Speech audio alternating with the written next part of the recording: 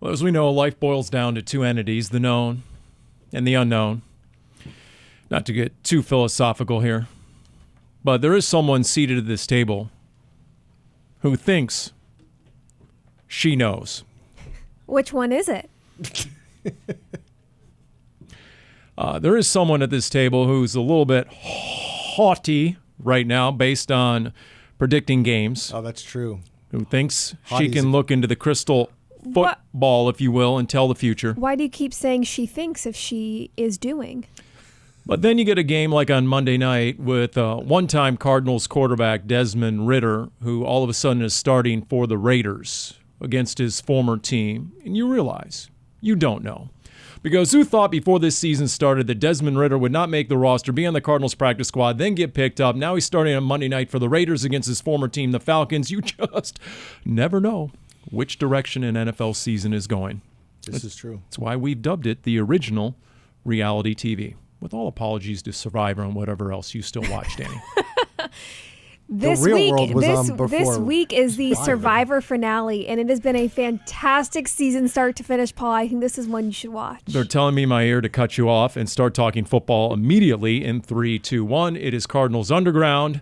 We will get to the picks, and there's a little bit of suspicion around the table as well about Dani's recent uptick in performance. We called for a random test of Leonard Williams. We might want to do a little investigation into Dani. We'll get to that a little bit later, the before and after and how it's come out of nowhere. That would be fantastic to It really would. test Dani. We will talk about the Cardinals' opponent this week. They're in last and still have more wins than yours truly in Wise Guy Trivia. We'll get to that. We will get to the final 3 games, but all of a sudden, it's an Arizona Cardinals team that is in the thick of the playoff chase. Are they not? I busted out the whole BG staying alive, thing for Wolf. Because in honor of the Pasch wedding on Friday night, where Wolf just tore it up on the dance floor. Wait, what? Especially Pasch when got married? His daughter got married. Oh, I did not know Props that. to Zuzu. Okay. And we were not invited, were we, Dani? I'm not going to speak for you. Oh, okay. I asked Dave if the game plan was to send Wolf out on the dance floor first, because then everybody goes, oh, if that guy can dance, and you know what? So can I, because all of a sudden everybody flooded out there. But one of the songs was Bee Gees' Staying Alive. And I'm thinking, you know what? That's the Arizona Cardinals here going into Week 16. Is it not, especially when they have a game against the Rams coming up? Hashtag tiebreaker.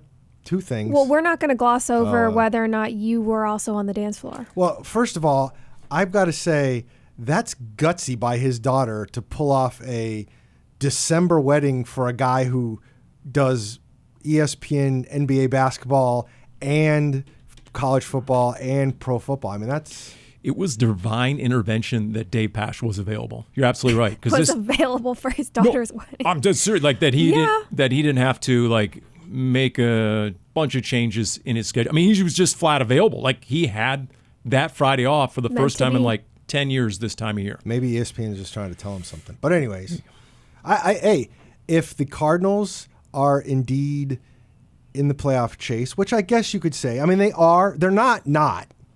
How are they not in the chase? Because there's still so many things that have to happen. Really? What if you went out? I know the players and the coaches are, we're taking on to Carolina and Carolina only. I get it. You beat Carolina. You stay a game behind the Rams. If you beat the Rams in Week 17, you win the tiebreaker based on the season sweep. Yes, Seattle is obviously the outlier there, but if it's a 3-way tie, let's just say it's a 3-way tie, now is Seattle going to win out and then win the division by a game? I guess that's possible. Well, that's the point. That is the point. But if Geno Smith has just gone down, right? Are we buying that Seattle's going to beat Minnesota based on what we just saw against Green Bay? No, I guess. But then you're still a game behind them. Yeah. All right. With 2 to go. Right. And they play the Rams in Week 18, and you're making it sound like the Cardinals beat the Rams, which possible. Well, that would have to happen, yes. But then the Rams would still have to beat the Seahawks, right? Because I think the other game is the Bears for the Seahawks. If there's a 3-way tie atop the division, then I do believe there's a real good chance the Cardinals win on tiebreakers. Not head-to-head against Seattle, but if there's a 3-way tie. Is that a 3-way tie then? With the division records? if the Cardinals win out and then the Seattle Seahawks lose one game down the stretch and there's a tie. Anyway, that's... You're getting too complicated. Okay. I'm just saying that you are in a playoff chase right now. Because going all the way back to the very beginning, you don't know. You don't know what's going to happen. You never know when all of a sudden another team is going to lose their starting quarterback like Seattle did for the second half of that game against Green Bay. Absolutely. The fact that the Cardinals are still playing meaningful football, look at where this team was a year ago. 4 wins. The year prior to that, 4 wins. The fact that in year 2 with this coaching staff and the pieces the front office has put in place to be as competitive as they are, at times as dominant as they have been in a handful of games, really is a testament to the jump that they have made and the foundation that's been set and where this team is going. Their playoff hopes are not dead. They have to win out, and now you're having to rely on other teams. However, they are very much still in this. So is it just as easy as you get James Conner 100 yards rushing and the Cardinals win? Is it really that easy? Well, you gotta factor in Trey McBride. Okay. But then otherwise, yes, it is that easy. That is the simple recipe, Paul. Cardinals are now, and if you want to zoom out a little bit on the run game in particular, Cardinals are now 6-1 this year when out rushing thy opponent. And they did so against New England, obviously, 163 to 116. They're 4-0 when winning the turnover margin. Whatever. We're looking at the run game. And we're looking at the fact that Carolina is dead last in every rushing defensive metric there is. Allowing 173 rushing yards a game. Ouch. I think it's 5 of the last 6 games. They've allowed 190 or more. So, they are stumbling and bumbling down the stretch. Although they did have a stretch of playing some pretty good teams pretty close in losing barely to Philadelphia and Kansas City before they got jack-stomped by Dallas this last week. It'll be interesting to see, how much Conner we get, since you already lost Amari DiMercato and Trey Benson's dealing with an ankle injury that we don't know how serious that is. So why would you not see more James Conner? I'm saying you might. Oh, I see. Or maybe you keep the pattern the same. You bring up Michael Carter to be the Trey Benson. I was a little surprised Michael Carter was not elevated. Now, Trey Benson was healthy, so if Benson is not ready to go in Carolina, I don't see why you wouldn't elevate another running back. I'd say more DeeJay Dallas, please. That'd be my choice. I just love watching DeeJay Dallas play football. He got the Wildcat snap. I mean, give DeeJay the ball. I mean, we were talking about this on the air during the game. In fact, Pasch and Wolf brought it up about his lower half. He's like running on 2 tree stumps. Is that like your better half, just different? For him, it is his better half. I would agree with that. I would. I just the impact per square pound, I don't know if that's an analytic. It should be on DeeJay Dallas. Just, you talk about delivering the blow as an offensive player. I'd love to see him get 15 carries against Carolina. DeeJay Dallas did a nice job. He has said before he likes to play by chaos and in a good way that he can contain, and that's how he has played. The fact that there was not a drop-off when you're losing your third down back in DiMercato, who was placed on IR, done for the year with a back injury, is great. The fact that you can give Conner a little more work than he's been getting the last couple weeks because they've been able to rely on Benson is great. They were efficient against a not good New England defense. You need to continue to be efficient against a not good Panthers defense this week. Carolina, it's not even just the run game, Paul. Across the board defensively, not a very good team when you're looking at third down, averaging 30 points allowed per game. The only bright spot when you're looking at Carolina's defense is in the passing game, and really it's cornerback J.C. Horn who stands out. All right, so the Cardinals offense putting 30 on the board and, winning the game with metrics like 3 of 4 in the red zone, 10 of 15 on third down, and running 64 plays, 395 total yards, not turning the ball over. How much of that was the Cardinals getting it right on offense, and how much of it was the caliber of the opponent, Darren, as Dani brought up? Clearly, the caliber of the opponent means something. To act like it didn't would be disingenuous. Because I also believe that the opponent the previous 3 games with the Seahawks defense and the Vikings defense made a difference, although we also know they moved the ball against the Vikings. They just didn't score touchdowns. I think you found some stuff. I liked that Kyler Murray called it an efficient game, but not what it could have been. And I know the coaches have all defended him, and you put up all these yards and everything, but you do a little bit of the eye test. It wasn't probably quite what you wanted. There was a couple of deep passes you probably want to try and have back or find a way to complete. That's still not there. They ran the ball really, really well. I'd be a little bit more comfortable if Kyler could break off a run or two here instead of averaging whatever he was, 11 yards on 5 carries. That bothers me a little bit. But you're going to have that chance again, really, to run the ball. And if that's what it takes, and if Kyler Murray throws for 101 yards, but you run for 275 and score 5 touchdowns that way, nobody cares. Because right now, you know that, speaking of what happens in the future, we now know that they finally scheduled that Week 17 game against the Rams. It's on Saturday. It's a night game. It's going to be on national TV on NFL Network. And if you win this weekend, no matter what the Rams do, which they'll probably beat the Jets, but if you win this weekend, that's a huge game in LA in Week 17, going what you were saying before. So to me, this game is all about taking care of business. I don't care if it looks pretty. I don't care if it looks efficient or sparkly with rainbows and unicorns. Let's just, make sure you win the game and make that Week 17 game mean what it should mean. All right, 2 things on Kyler. 1, the run game or lack thereof. The fact the Cardinals are seeing more man cover than ever, and especially the last month or so, wouldn't that seem to indicate that Kyler would be running the ball more than ever? Because if the defense has their back to the line of scrimmage, that's when Kyler is apt to take off. So in a lot of ways, just yours truly, bewildering, befuddling, just puzzling, like, okay, you would think. But the few times he has attempted to run it, it looks like defenses do have someone deployed and very much ready to defend Kyler on the fringes in particular in the run game.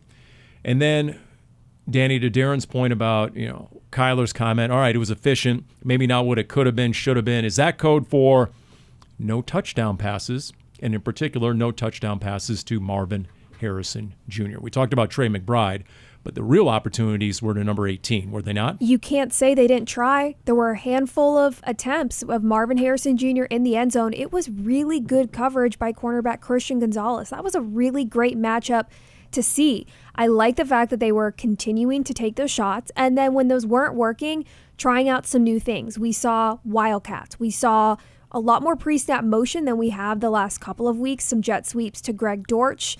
Dortch had a really nice juke and an explosive play as well, getting him more involved as a wide receiver there. I'm not upset if it doesn't always work out, but they're continuing to take the chances, trying to find Harrison on those big-time plays in the red zone. So that doesn't upset me that they didn't necessarily put points on the board. I like the fact that they were trying to make that work without forcing it and trying to get the ball to their best player. The offense was efficient. It wasn't great. That's not what you needed. You needed to come out of the game with the win, and you did that. And that's what you need this week in Carolina. And that's just looking at your opponent. There's not a single game that is a guaranteed win. The overall record doesn't always tell the full story. Having back-to-back games against 3-win teams with how well the Cardinals have played this season and just where they are at compared to both the Patriots and now upcoming the Panthers isn't all but what should be a win for the Cardinals, as close as it should be. So even if it's not efficient in Carolina, you have to walk away with a win to continue to give yourself any sort of hope at playing in the playoffs. Yeah, the Greg Dortch under a minute to go in the first half, and he takes that middle screen and goes 39 yards. In the moment, Wolf compared that to the Jackson Smith and Jigba 40-plus yard catch and run end of the first half at Seattle, Week 12. And we all wondered out loud, okay, did they just flat steal that play from Ryan Grubb in the Seahawks playbook? Because, there's no honor among thieves in the NFL. Can't tell you how many times we did Cliff Kingsbury's TV show, and he'd draw something up. He'd say, yeah, we stole this from the Colts. We stole this from the Ravens. I stole this from Hugh Freeze at Liberty. He just ridiculous. And so I thought that was a great manner in which to use Greg Dortch, and perfect timing, perfect play call on that one. But getting back to Marvin Harrison Jr., coming out of the bye, Jonathan Gannon told us something on a TV show. We asked him, all right, where would you like to see the rookie get better between now and the end of the season? And he talked about the chemistry with Kyler a little bit, in particular outside the numbers. Because the 23-yard catch we saw over the middle. Very first play. And it's outside the numbers where there's room for improvement. Yes. And the significant. one in the end zone that could have been laid out maybe a little bit more. Wolf wanted much more air under it, to high point it. Yes. I'm with Wolf. So there's that. True or false? We've seen a breakout quarter from Marvin Harrison Jr. week 2 against the Rams. We've seen a breakout half from Marvin Harrison Jr. second half against Miami at the very least. We're still waiting on the breakout game from Marvin Harrison Jr. And what are the odds it happens between now and the end of the season? And the reason I bring that up is because it seems to be the one component missing from the Cardinals offense right now. If you could get wide receiver 1 type production, in addition to the run game, in addition to the tight end, Greg Dortch, Michael Wilson, that to me would be the piece that completes this offense right now. Is that realistic, though, in the last 3 games, if it hasn't happened up until this point? I'm not necessarily saying it's not. However, I don't know what would necessarily change in these next couple of weeks and against these opponents that would be any different from not having seen that up until this point his rookie year. For me, we've already talked about how bad the Panthers are against the run, so that tells me you better run the damn ball this weekend. So if it's not a big Marvin day, whatever. The Rams are playing tough defensively, and we'll get to all that next week. Merry Christmas. When we talk about that matchup, because the Rams team that the Cardinals are going to see in Week 17 is a whole lot different than Week 2. And then we don't know what the 49ers are going to be playing for, but they got a pretty decent defense still. So I don't know if you're going to get that kind of breakout game. I don't know if there are things with what Marvin Harrison is trying to learn right now. I think you're probably in a spot where you probably want to be able to take some time and do some things with him, and that only comes in the off season. I think right now you're trying to get through however much you have left of the season, regular season and or playoffs, and have him contribute the best he can. But it's so clear right now, Trey McBride is receiver 1 and maybe receiver 2 at this point. We just said Marvin Harrison had a 23-yard catch on the very first play, and he had 5 targets after that and only 1 catch. And then he lost another 14-yard catch when they accepted a penalty that, to me, I get why you do it because you get the first down, but you lost 9 yards in the equation and you took away a decent reception for your rookie. So I asked about that. Apparently, in addition to what you just cited, then you also had the ability to burn more time because you had more downs. And I guess that's true, but my feeling is after he made that catch, it would have been 3rd and 1, I think, or 2nd and 1. 3rd and 1. It would have been 3rd and 1, but the way Connor was, I'm feeling good that you're going to get that first down. So that's just me. Yeah. What'd you make of the comments by the receivers coach, passing game coordinator Drew Terrell on Friday when talking about the receiver room? For example, he said, among his other comments, when he said, you know what, I've been trying to convey to the guys that it might sound simple, football 101, but guess what? The defense's job is to defend us. As receivers, it's our job to dictate every route, every target, be decisive, put fear into their hearts. Those were his words. And then he also mentioned about Marvin Harrison Jr. and Michael Wilson that, he said, as nice as they are, you don't have to be that nice out on the field all the time. It's okay to not be nice on the field. A little different than what we normally talk about with the character of wanting team over you in this building. And now you got the wide receivers coach saying, hey, you can say, get me the ball. And both are true. It is good, though, that you don't have any of those stereotypical big ego divas in a wide receiver room the way that a lot of teams do. Hint, hint, look at the Philadelphia Eagles and what they have been experiencing the last couple of weeks there. So they look pretty good on Sunday. There is the fine line there, and I like that is the attitude and the philosophy of the position coach in Drew Terrell of the defense should be going based on what we are doing and we are seeing as an offense and not vice versa. Are there adjustments made to your opponent and the pros and cons of what each player or the scheme they're running is against you? Absolutely. The Cardinals wide receivers should be dictating what's going on. You don't want to be timid. You want to be aggressive, and you want to set the tone and do what you want to do out on the field. You don't have to go and publish a book where the title says "Throw me the damn ball." Wasn't that Keyshawn Johnson way back in the? Keyshawn Johnson, yes. So it doesn't matter for Marvin Harrison because the whole fan base is screaming it. So why does Marvin need to do it? So we had a chance to interview Ross Tucker, CBS analyst, along with Jay Feely, who had the TV call. And he said, based on the production meetings and based on watching the Cardinals, his three main takeaways. You ready? I'll just run rapid fire. His three main takeaways on seeing the Cardinals. And he calls like a purge. He calls a lot of games on a lot of different platforms around the NFL. He said his first experience meeting with the coaches used the word excellent. And he said, especially when you look at the roster and who is the only true difference maker on the entire roster, Budda Baker. Now, I would disagree with that. I would put Trey McBride and James Conner into that conversation as top three players at their positions. But he mentioned how, in the NFC West, when you have McVay and Shanahan and now the up-and-coming Mike McDonald, how important it is for the Cardinals to have that, superior coaching staff, and he thinks Cardinals have that. Number three, big picture, if the Cardinals get to 8 wins and double 2023 win total, don't forget, that's a heck of a year too. That was his takeaway. I get it. We revise our expectations over the course of a year. Yes. I get it. And everyone, would love to, we always want more. We're Americans, right? We always want more. We get it. And then his last takeaway was Kyler. Is this Kyler, or is there another level to Kyler this season? Is there another level Kyler can elevate to this season? And that was his question. And I want to go quickly back to the expectations thing and the 8 wins. We say this all the time in a more of a, quite frankly, more of a negative way. When, somebody might want to say before the season, hey, if the Cardinals, and this has happened in the past, if the Cardinals win 5 games, are they going to fire the coach or whatever? And my answer to that before the season is always like, well, how did they get to 5 wins? Like, that matters. So I know you kind of smiled there when you're like, we always want more and they would be doubling their win total, but like, it matters how they got there. And the fact that they had 6 after 10 games, if they only have 8 after 17, how is that not disappointing and legitimate disappointing? You're right, they made an improvement.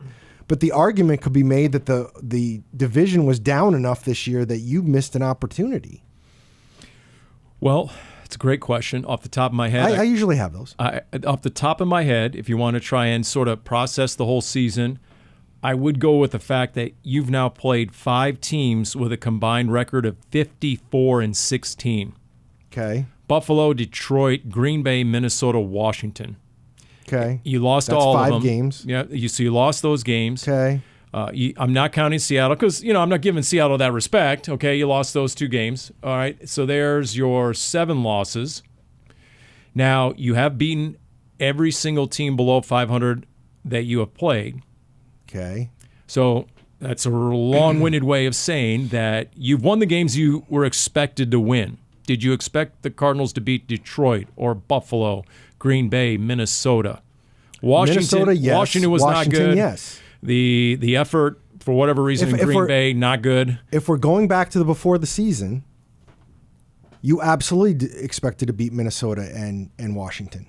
Before the season, you did not expect Minnesota with Sam Darnold to be this good. Please tell me you did not. But wait a minute. You're not rendering judgment on this season based on your preseason expectations, are you? I thought that's what we were just doing. No, the preseason judgment of the opponent. I mean, nobody expected Washington to be this good. So that's what I'm saying. Now that we know that. Well, okay, but see, you can't. But what's the value of that? Well, here's where I'm going to go with this. You can't have it both ways. You can't sit there and say, well, we had expectations for the Cardinals before the season to have only 8 wins or whatever it was. I didn't give you a preseason expectation. What I told you was if they double their win total from last year, from year 1 to year 2 of a rebuild. Mm-hmm. That's a preseason expectation. No, I didn't say that was my preseason I know. No. What I'm saying is that's significant. It's factual that it is a preseason expectation. No. Okay. I don't think you're hearing me right. If the Cardinals win one more game, yes, they have 8 wins. Correct. That's double last year's win total. Correct. Okay. So it has nothing to do with the preseason expectation. What I'm saying, the result of this year is doubling the win total from last year. Does that not represent significant progress in a rebuild? Can I chime in of what I'm understanding? Because I think I see both of that is true, yes. And that's similar to the point I was making earlier on in this episode of looking at the growth, big picture, year 2 with this staff. Darren's point is being, okay, great. you doubled your wins. However, when you're looking how the season was playing out, that is less than what the Cardinals should have ended up with, because at one point you were atop of the division, you were playing well, and then after the bye, you should have more than the one win they have right now in the last 4 games. That's his point, is the 8 wins does not meet the expectation based on how the Cardinals were playing during the season. So it's kind of both. As if you're looking big picture before the season started, yes, you can understand 8 wins is doubling it. But then when you really start to break down how the season is going, does 8 wins really meet the expectations of how this team was playing in games where they lost when they should not have lost? Well, and I'm going to say this because I also think Paul understands that part of it, I think, where I was coming from with that. But his point is just in general, if you go from 4 to 8 wins, then that should be with a roster that's changed over 70+%. Well, but see, at some point you said, well, did you expect them to? They played all these teams and they have all these wins. And my point is you can't sit there and say, you can't bring up that. Well, did you expect them to beat X, Y, and Z because of how many wins they are? That you're basing that on what you said. That's what your preseason expectation was. You preseason thought they were going to lose to the Bills. You preseason thought they were going to lose to the Lions. You preseason thought they were going to lose to the Packers. Okay. But my point is who thought they were going to lose to the Vikings? Okay. All right, let's move on. No, at no point did I say the word preseason. I had no preseason expectations. Okay, that's not in the equation. That's not what I'm trying to assert right now. I'm not basing anything on the preseason because any preseason expectations, like I said off the very top of this podcast, are bereft of any value because you can't forecast the NFL in the moment right now at the end of the season. Okay. When you look at 8 wins versus 4 wins, does that represent significant progress? I don't care what the preseason prognosticators said. They had ASU last in a conference of 16 and they won it all. I don't care. What does who they played have to do with it though? Okay, so you're saying no. I'm asking you now. You're the one who brought up the other teams. Let me make sure I understand the question. The caliber of the opponent doesn't matter in assessing the schedule. What if you have the NFL's hardest schedule, you have the NFL's weakest schedule? Like what if you're in the NFC North versus you're in the NFC South? Okay, but that's my point though. You're the one who brought it up about the teams they played. Either you can say 4 to 8 in a vacuum is good enough, or you're bringing details into it, whether it's other teams you're playing or where you were in the season. You can't say... I am legitimately confused. I'm basing on the caliber of the schedule you played. Minnesota, Buffalo, Detroit, Green Bay, a Washington team with 9 wins. Seattle that has, 8 wins, first in the division. That's what I'm basing it on. So you're saying Seattle's better than the Cardinals? I mean, they did beat them twice, don't get me wrong. I mean, what can I say? I mean, they did. They beat them twice. Okay, you gave them turnovers, obviously, but they forced turnovers. Then it doesn't Then to me, it doesn't matter how many wins you end up with. You are who you are. Like if they would have won 6 games, by that theory, then their roster just wasn't good enough to win more than 6 games. So maybe they did improve. They just didn't have a good enough roster. Maybe we should move on. I'm not trying to be obstinate. I honestly do not understand at this at all. I really don't. I don't know why there's a degree of difficulty in gauging I'm just saying the season. All right, who else has got something? You guys go ahead. Let me regroup. You guys say something. You guys bring something up. I'll respond to what you say, since the thing I'm saying you're not clear on what I'm saying. If we're going back to the offense, I know we've talked in the past just a little bit about before we move on to the defense, but the Chiefs relying on some luck, some black magic, some voodoo, whatever it's taken to win some games. It was nice for the Cardinals to get a little luck on their side. The big man touchdown. We haven't even talked about Jonah Williams. No, we have not. Offensive lineman Jonah Williams recovered the ball in the end zone for a touchdown after Greg Dortch fumbled the ball right outside the end zone, and as it was rolling away to prevent a touchback, Williams was able to pounce on it, stay in bounds, and put points on the board. And then when what originally was slated as an interception, Kyler Murray threw it their own 18, ended up being called back from a roughing the passer penalty. I can understand of when you're looking at the game going back to, okay, well, let's look at the opponent. It was efficient. It wasn't great. Yes, the Cardinals needed a little bit of luck on their side. I'm okay with that because that's going to happen at some point to every team, whether you're on the right or the wrong side of it. And the fact that they were able to have a little luck on their side was good to see. And maybe that means, I don't know, maybe they'll get some luck when you're having to talk about all their teams that have to lose for the Cardinals to keep winning and make the playoffs. I just enjoyed him going for the oxygen immediately when he got to the sideline. That was solid.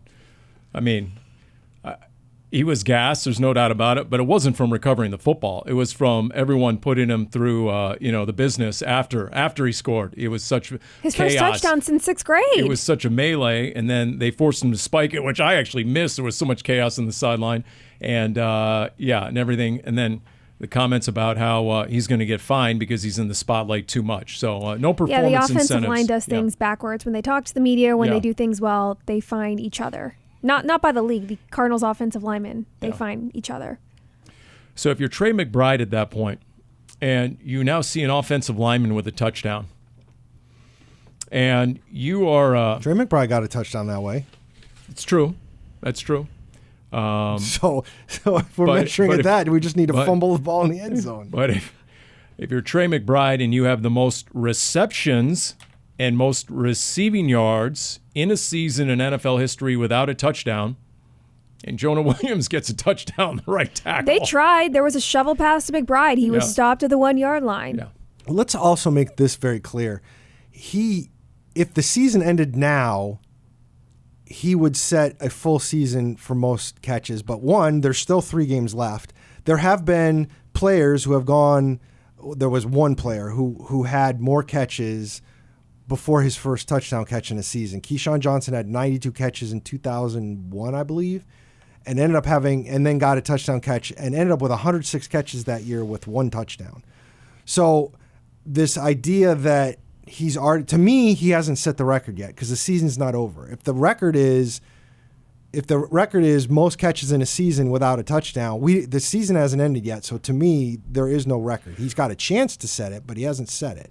So NFL research might have put out the wrong number then. You're saying somebody else had more receptions without a touchdown in an NFL season? No, because Keyshawn Johnson got his touchdown after 92 catches in, I think, 2001.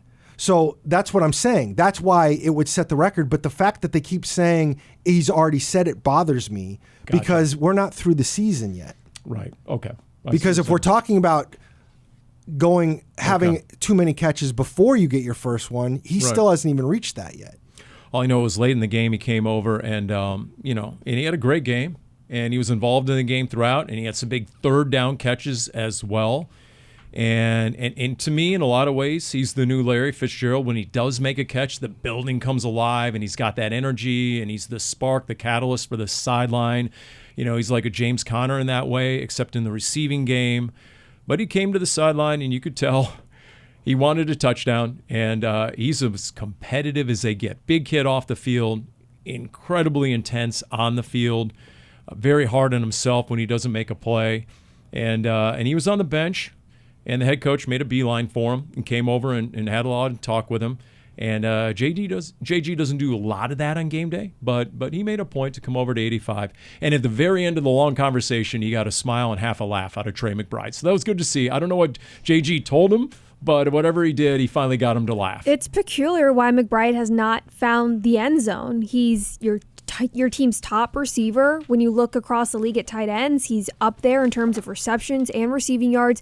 McBride is what moved the chains, especially when anything else in this offense is stagnant. McBride is the guaranteed player to help you move the chains. Doesn't matter how many defenders he has on him, doesn't matter how open or not open he is a reliable weapon for Kyler Murray. So why can't McBride find the end zone?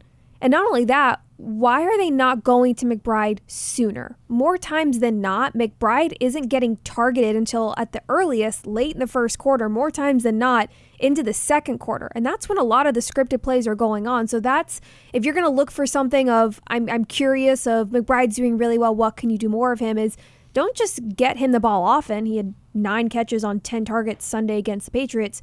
Go to McBride earlier.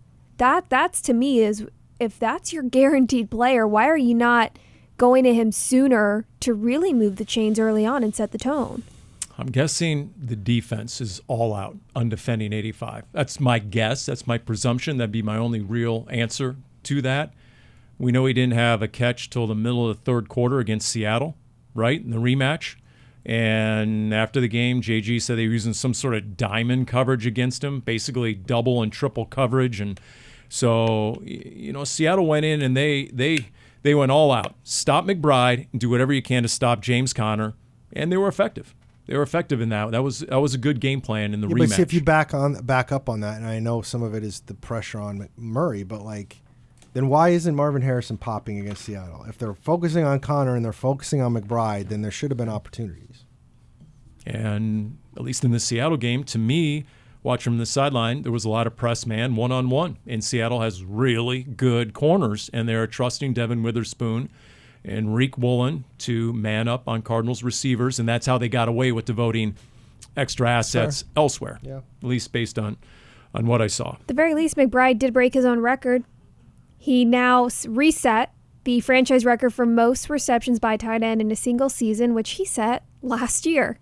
So way to go, Trey McBride. Broke your own record. All right, so speaking of records, Cardinals played the 3-win Patriots. They now play the 3-win Carolina Panthers. They're a pair of 2-win teams in the NFL, right? The Raiders, and I'm missing one. Is it the Giants? Giants, yes. Giants, okay. And then the third 2-win entity would be Paulie Pigskin in the Wise Guy Trivia Session. As if my personal brand needs any help looking bad. Here we go in 3, 2, 1. It's time for The Wise Guy, the world's fastest growing Cardinals quiz show. The stakes are low, the winner gets absolutely nothing. Here's your hostess with the mostest, Dani Sureck. You guys ready to play? I do. I did hear a little birdie tell me, okay, it wasn't a little birdie, it was Paul admitted it. But apparently Kyle Vandenbosch listens to this. Hi, Kyle. Thanks for tuning in. Either that or he got word on the street of a miserable performance. So there's at this point, is there a first overall pick in the Wise Guy after? Should I just continue to tank at this point? Should I tank? You've been taking Shadur Sanders? Well, there's no draft, Paul. So that's what I'm wondering. Okay. Before we get started, I couldn't use that as an excuse. We teased this earlier. Let's do the picks first. I mean, Dani went 14-1 this week. And you know what? I'm going to tell myself I actually went 15-0 because the one loss was the Jets. Because we've made it very clear I will not be picking the Jets because I have been screwed over more times than not by selecting Aaron Rodgers and the Jets in these picks. So if the one loss I have is because the Jets ended up pulling out that win last minute against the Jags, then I am okay with that. And you want to talk about the Cardinals playing meaningful football, playing their best football in December? Well, that is me. I have cut what was at one point, I believe, close to, I think I was almost 15 games back from Darren. Single digits. I am now 9 games back from Darren. Actually, you're 11 games back from Really? You're yeah. I think the numbers were different. I think our numbers are different. Dani, have you changed your processes in 11. selecting games? It's 11. It's 11. Explain it's an inexplicable turnaround mid-season, Dani. How would you explain, your process of picking games and the vast, significant improvement? We're going to go back to luck, Paul. I lucked out. I lucked out on one week, and then when I realized I went 15-0, and if I actually focused, I can maybe be good at that. The following week, I went 9-3, so that was okay. And then now that I kind of care, I'm really putting thought into this. Like when it was a pain in her rear. Yeah, when I wasn't good at it. And now that she's doing well, she's all over Cody. Where are the picks? I need the picks. I might be out of town. That's not true. I don't say. It's the old saying: you can never be good at a job you hate. So now that you enjoy it, you're excelling. You're succeeding. This is a tough week. This week has some pretty tough matchups. If anybody cares, because I didn't want to insinuate that you can't spell Dani without AI, and maybe Chat GPT was involved.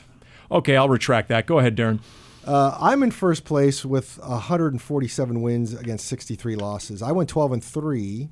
Paul, you went 11-4. You remain 4 games back of me. And Dani is 11 games back after going 14-1, after going 15-0 2 weeks ago, and feeling herself quite. Although I still got a lot of ground to cover. I really need you to have a bad week. It won't happen, but. I shall never have a bad week. Speaking of bad week, let her rip. Here we go. Darren, reigning champ, would you like to? I'm going to defer this week. I feel like Paul's feeling it right now. I'm ready to underwhelm as usual. Here we go. And once again, it's the season of Buda Baker. I go with 3. Ooh, that's a good one. Prior to the 2008 regular season matchup between the Cardinals and Panthers in Charlotte, the national anthem was performed by Tom Wopat, one of the good old boys from a certain early 80s action/comedy series. Shh, pipe down over there. Name the show and the character Wopat portrayed. Okay, so now you're going to get me on the character. Obviously, it was Dukes of Hazzard. Obviously. You got a 50% chance to get this right, Paul. Bo. I just heard someone from the from the noise-proof glass say, You guys got to stop talking in there. No, because that's incorrect. Yeah, it was Paul. Luke. It's Luke Duke. Oh, yeah. Luke As Duke. in, I said that as in they were disappointed that you missed it. Dukes of Hazzard, Luke Duke. Correct for the steal. Wait a minute. There's the 2 guys. There's the blonde-haired guy and the dark-haired guy from Dukes of Hazzard. What was the other guy? That was Bo. Okay, so Tom Wopat is the... So I had a 50% chance he got it wrong right That's there. right. Beautiful. All right, here we go. All right. That's Hey, you unbelievable. knew it. You were good. Can we do a love boat question next? Okay. Okay, Darren. Number 1, please. Oh, boy. In the 2008 NFC Divisional Playoff game, the Cardinals picked off Panthers quarterback Jake Delhomme 5 times during the 33-13 Cardinals win. 3 of the interceptions went to cornerback Dominique Rodgers-Cromartie, safety Antrell Roll, and linebacker Gerald Hayes. Name the pair of Cardinals cornerbacks who had the other 2 receptions. Hint, one played for Nebraska, the other played at Auburn. I am going to say one was Ralph Brown and one was Roderick Hood. Those are both correct. Now, I will say that as a small tease forward, I have been working on a Larry Fitzgerald great playoff run video piece, and the amount of video that I've watched over the last month of the Panthers-Cardinals playoff game and seen all those turnovers about multiple times is probably going to give me an edge in that one, so I apologize, Paul. Paul, you get question 2 or 4. It's cool. I haven't seen it since 2009. So, all right, here we go. Which question do you want, 2 or 4? Lay it on me, Dani. You know what? You're the one with the dice right now. You're rolling 7s, so go ahead. You pick. I'm going to give you question 2. All right. Don't encourage her, Paul. Here we go. Here we go. Paul, this question is yours. Are you ready? Here we go. You should get this. Cardinals play-by-play voice Dave Pasch has gone on record saying that the Carolina Panthers mascot is one of the best in sports. Are you following so far? Great. Yes. Name the mascot and the former Panthers and Cardinals wide receiver who famously mistook him for a bear. Okay, so we're talking about Sir Purr, but of course the question doesn't end there. I need to figure out what the former Cardinals player who took him for a bear? The former Cardinals and Panthers player. He played for Carolina and Arizona. The wide receiver who famously mistook the mascot for a bear.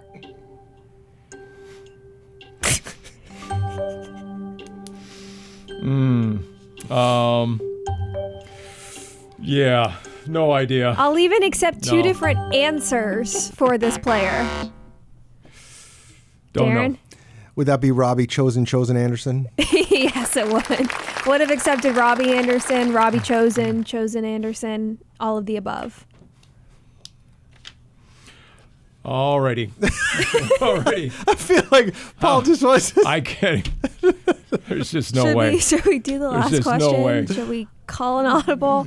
We can call an audible. We can talk about Xavier Leggett eating raccoon. Okay, let's It is do around that. the holidays. Oh, sorry. I've been overruled, Darren. This is your question. Yes. Question 4. Okay. Paul, you can take your headphones off if you want. Here we go. Bank of America Stadium opened in 1996 as Ericsson Stadium. One of the first major concerts it hosted was the Rolling Stones on their Bridges to Babylon tour. The opening band was fronted by a harmonica-playing musician named John Popper. Name that opening band. Is that Blues Traveler? How do you know that? I don't know how I knew that. Impressive. I thought for sure I wasn't going to get... I thought for sure when he said the first thing was a concert, I'm like, oh, this was Metallica there? Is that why this happened? Very impressive. Tool? Very impressive. Shall we move forward? What was the deal with the raccoon? All I know is Jerry Jones got dragged into some sort of raccoon talk. That was the premise of is it. going On Jerry on? Jones's weekly call, they'd just, I think maybe the whole southern state, maybe, I don't know, growing up in Arkansas, if he had ever had a raccoon. He was talking about eating squirrel. Yeah, Panthers receiver Xavier Leggett was on a podcast recently talking about how he has raccoon at the holidays. And I was just wondering if that was any... Not that people are eating raccoon around here, but what kind of... Are you willing to eat any strange food? Is there any strange food you do eat that you're willing to eat? Honestly, I kind of know Dani is pretty, like, not going off the rails too much. No, I was going to say opposite. You just know... What was that? You just know that from the little bit that I eat here at the facility of lunch that's provided. Yeah, that's I true. actually try like anything. I will Okay. try pretty much anything at least once, with the exception of olives. I hate olives, so nothing with olives on it. But I like, if we were somewhere where I trusted that the raccoon was like going to be cooked properly and like wasn't going to make me incredibly sick, I would probably try it.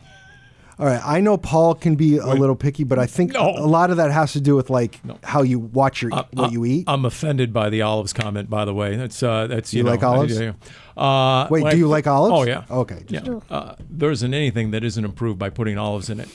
Clip that. When I first moved here, and I was still pretty much a tourist, one of the resorts was offering rattlesnake on the menu.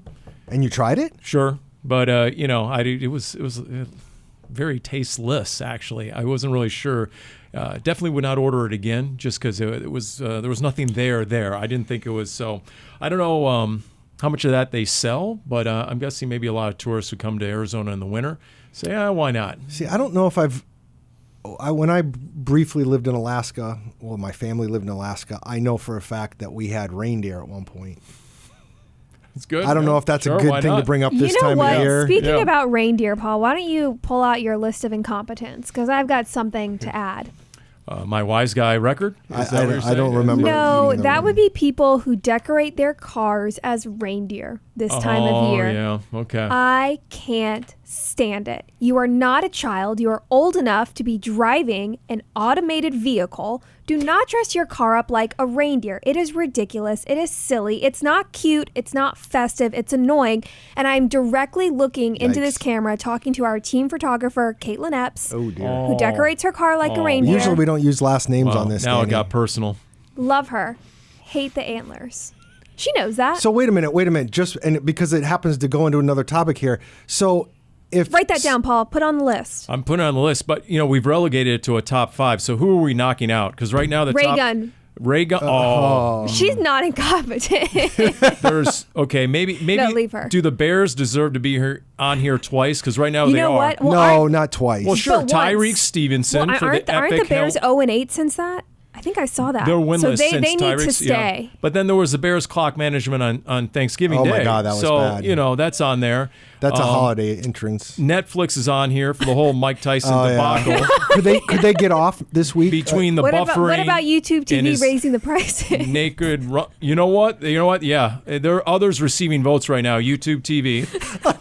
There's no doubt about it. I'm putting that down right now. Netflix could remove themselves from the list if they have a good Christmas. Though, Hey, right? everybody, YouTube TV, let's double our price Yeah, in the that's span not of good. less than 3 years, and we'll keep eliminating channels like Suns and D-backs games and MLB Network, but we'll hit you with 15 Sunday ticket emails per day on 15 different platforms because we have all your contact info. You're right, I'm putting YouTube TV down. Okay, so this dives into the thing, like you just said, you can't be driving an automated vehicle with the reindeer thing. So what if, because again, I have this down here, so what if it's one of those Waymos that doesn't have a driver? Can that be can I have reindeer? Those freak me out. Well, answer the reindeer question first. Whoa. Can that be dressed up since no one's driving it? No. Okay, well. That's even worse because if I'm in a Waymo, it looks like I decorated the Waymo if I'm the only one in the car. Yeah, I'd have to get a picture of that. No, those freak me out. So when the Super Bowl was here, I remember I was downtown for an event, and the intersection was taking so long. And as I finally got to the intersection, there was a Waymo just stopped in the middle of the intersection. There was nobody in the car at all. Everybody was just having to take their turn driving around it. I think it's too soon for me to still fully trust it, especially if I'm not with a friend and I'm the only one in the car. Plus, there was a time I was backing out of a parking spot in a parking lot, and like one didn't stop when I was reversing and almost hit me. So isn't it safer if you're the only one in the car? If there's no driver? Well, what if something happens and then I'm in the car and I'm by myself and I'm unconscious? Wow. This if something happens, this jumped the level. If something happens, Yeah. All I know is if Netflix is buffering, then what about the Waymo communication system? And, so I'm not sure I really trust it. Do the driverless cars offend you as a car guy? Offend me? No. You don't want my opinion on some of the alternative fuel vehicles, though. We won't go there on this. Especially after last week, I offered to put the internal combustion engine in the middle of the Cardinals locker room. You did. Well, they never took me up on the offer. If it was a problem with motor, I was going to put a crate engine right in the middle of the locker room. But the motor improved this week. As inspiration. They must have listened. That was enough. Maybe it was the threat of me going down to the Arizona Ford dealers and buying a Coyote V8 5.0 and putting it right in the middle of the locker room. Maybe that was just the threat thereof was enough to be a kick in the tail pad. How much does one of those cost just on its own? Probably about $5,000, maybe more. Yeah, if you get a deal over there. So, well, when we work for Taylor Swift and we get those bonuses. The other on the power pole of ineptitude that we could take off here would be the endless shrimp guy at Red Lobster. Oh, because they have a new CEO and he's changing things. Yeah, so maybe maybe I'll take that off. And you're saying add reindeer car. Reindeer car, okay. Not the team photographer Caitlin, but the reindeer car. Is that what you're saying? No, okay. we will not put Caitlin on there. Okay. Caitlин's All right. very good at her job. She's a good roommate on the road. She overperforms. I see. Okay. All right. Well, speaking of Carolina, any final words on a Carolina team going to Carolina? That's a song. Anything else? Are you going to be dressed well? It's supposed to be like 38 degrees. The over-under on layers I'm thinking 98 degrees, the band. is 4. The 4 layers, at least, I'm thinking at this point. Cold for you we'll guys. See. Cloudy. We'll see how it goes. Just no Are you precipitation. going to get Bojangles? I have no idea. No idea. That's like Popeyes of the South. You think I'm a loser during Wise Guy Trivia? Just wait till you see me on a Saturday in Charlotte, right? I mean, what am I supposed to do out there? Backwards. I was going to reverse it. It's, oh my goodness. Okay. All right. Well, I think my work is done here today. I don't see anything else on all these ridiculous notes that I have everywhere You have a lot of that notes. I was going to bring up, so I guess that'll about do it. We still have an episode next week for everybody listening with the holidays coming up. It'll be out Monday. As Paul dodged. Oh, that's what we didn't talk about because they you got big plans next for the Rams game because of the move in schedule, right? You mean sliding up into the booth? Is that what you're saying? I'm referencing that. It's going to be a heck of an assignment because if you know that booth, it's right in front of a stack of amplifiers. Speaking of Metallica, it's probably louder than a Metallica concert up there. I think Omo has mentioned that to me before. Yes, so it'll be. He loves the we got to the persevere. PA guy there. So. PA guy, yes, very LA. So guy. You're going to be doing. So Dave Pasch is busy doing those things. He doesn't have a wedding apparently next weekend, so he can go do college football. He's on assignment. So you will be doing play-by-play with Wolf. Correct. Which helps because they're rooming together. And then Dani is sliding down to the sideline to do what you normally do. Okay. Try and fill Paul's at not shoes. 38 degrees. No, but remember what people don't realize about that greenhouse stadium. Effect. It's not climate controlled. Both ends of the stadium are open. So when we go there in September and it's 95 degrees in LA, it's very warm in that building. And if it's a cold SoCal day in late December, it can be very cool in that building as well. So Thanks be for the pro prepared. tip, Paul. So Keep them coming. Meanwhile, will be sitting in the press box like usual. But you doing know what? nothing That's extra honestly, of special. all stadiums, that's okay because that is one of the few press boxes where the seats don't rise and the tables that you're sitting at as a media member are really tall. So it's actually kind of hard for me to. Wait, how tall are you, Dani? Tall enough. Good answer. Good answer. That's a mic drop moment here on Cardinals Underground as I resemble that remark. Brought to you by Pacific Office Automation.